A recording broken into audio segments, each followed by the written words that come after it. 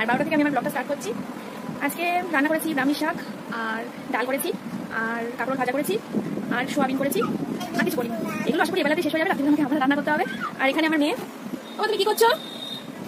কাজ করছে, ও ফোনে টিকটক দেখছে, ওটাই ওর এখন কাজ। এই যে পাশে ও সব ছানাপোনাদের নিয়ে বসে রয়েছে, এগুলো সব আমার নাতি নাতনি। তোমাদেরকে আমি একজন সাথে আলাপ করে দিই, চলো। আজকে যেহেতু আমার ব্লগটা প্রথম, তো তুমি হয়তো কাউকে চেনো না, আমার বাড়ির কাউকে চেনো না, আমরা কে থাকি, বাড়িতে আমার কে আছে ফ্যামিলিতে কাউকে হয়তো আমরা চেনো না। তো রোজ আমাকে দেখতে দেখতে তুমি তোমরা সবাইকে দেখে নেবে। আর আমার এটা দেখে চিন্তা করছে হয়তো এটা কি, এটা আসলে আজকে ওই বললাম না ব্রাহ্মী শাক ভাজা করেছি, ওটা করতে গিয়ে আমার হাতটা একটু কেটে গেছে। ঠিক আছে, এই যে আমার বাড়ি অতিথি দেখবে এসো। 1 মিনিট, ক্যামেরাটা প্রবলেম করছিল। জানি হাই বলে দাও। তো বলো তোমরা সবাই কেমন আছো? এটা আমার খুব প্রিয় একটা জায়গা, আমি এখানে বসে পুজো করি। এখানে আমার বেশি কিছু একটা ঠাকুর নেই, এই যে আমার লক্ষ্মী ঠাকুর, গণেশ ঠাকুর আর কালী ঠাকুর। আমি রোজ সকালে উঠে স্নান করে এখানে পুজো করি। আর সন্ধ্যাবেলা সন্ধ্যে আরও একজন ঠাকুর আমার ঘরে প্রতিষ্ঠা করা আছে, দাঁড়া দেখাচ্ছি। এই যে বজরংবলী একটু ভক্ত, আমি আর আমার হাজব্যান্ড, তো সেই কারণে বজরংবলীকে এখানে প্রতিষ্ঠা করেছি। হ্যালো ফ্রেন্ডস, এখন বাইরে প্রচন্ড বৃষ্টি হচ্ছে। এখন গাছে দুটো, আজকে শনিবার। আমার মেয়ের জন্য ভাত নিয়ে বসে পড়েছি। এই যে চাল কুমড়ো ঘন্ট আর ভাত, মানে এটাই খুব ভালোবাসা খেতে, ভাত খেয়ে নেবে। তো আমার মেয়ে কিভাবে ভাত খাই জানো? এই যে কি দেখছো না, টকো, টিকটক কেউ টকো বলে, তো টকো দিয়ে দেখতে কেউ ভাত খেয়ে নেবে। তো খাই, ঠিক আছে? তাহলে প্রচন্ড বৃষ্টি করছে। এই যে মা শোয়ার কায়দাটা একটু দেখুন, এই হচ্ছে শোয়ার কায়দা। এইভাবেই খেতে অভ্যস্ত। আমি যদি ওকে নিচে বসিয়ে খেলাতে ভাত দিয়ে একটা আসন পেতে ওকে বসিয়ে ভাত দেবো বলে মনে করি, ও ঠিক পুরো ভাতটা খাবে না, ও পেট ভরে খাবে না, তখন খেলার দিকে চলে যাবে, ভাত নিয়ে খেলবো, ভাত ছড়াবো, ছিটাবো, মাখবো, মুঠবো ভাত নিয়ে, ও তখন ওইটাই বেশি ইন্টারেস্ট করে, খাওয়ার দিকে মনে থাকবে না। আর এইভাবে খেলে ও পুরো ভাতটাই খাবে, একটা ভরে খাবে, খালি ভাত পুরো ভাতটা খাই, সেটা বেশি করে, তাই না?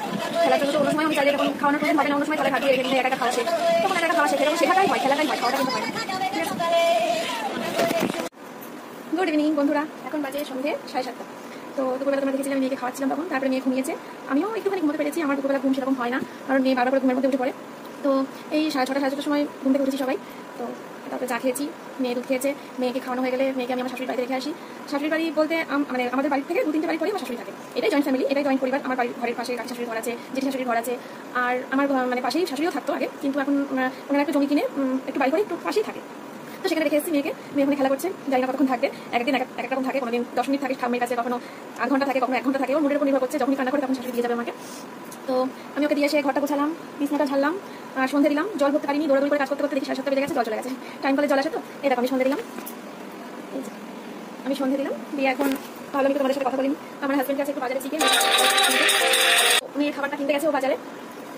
ও একরকম খাবার খায়, কখনো ওকে আমি সেরেগুলো খাওয়াই, কখনো বনভিটা খাওয়াই, কখনো হরলিক্স খাওয়াই। তো বনভিটাটা এখন খাওয়াচ্ছিলাম, ওটা শেষ হয়ে গেছে, আমার হাজব্যান্ড বাজারে আনতে গেছে। আর রাতে আজকে কি খাওয়া দাওয়া হবে বলতে ডাল আছে, আর ওবেলার তরকারি বলতে কিছু সেরকম আসেনি। আমার শাশুড়ি মা ছানার তরকারি দিয়ে গেছিলেন, তো ডাল ছানার তরকারি দিয়ে আজকে আমাদের ডিনারটা হয়ে যাবে।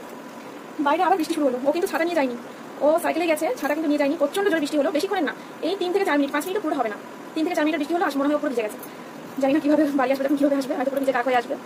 আর মেয়েও হয়তো কি করছে জানি না, যদি কান্না করে তাহলে শাশুড়ি মা দিতে আসতে পারতেন না, বৃষ্টি করছে বলে। এখন বৃষ্টিটা বন্ধ হয়েছে।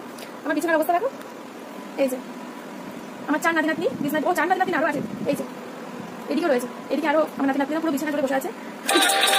আর তোমরা আমার সাথে কথা বলতে বলতে জানতে পারবে প্রতিদিন আমার ব্লগ দেখতে।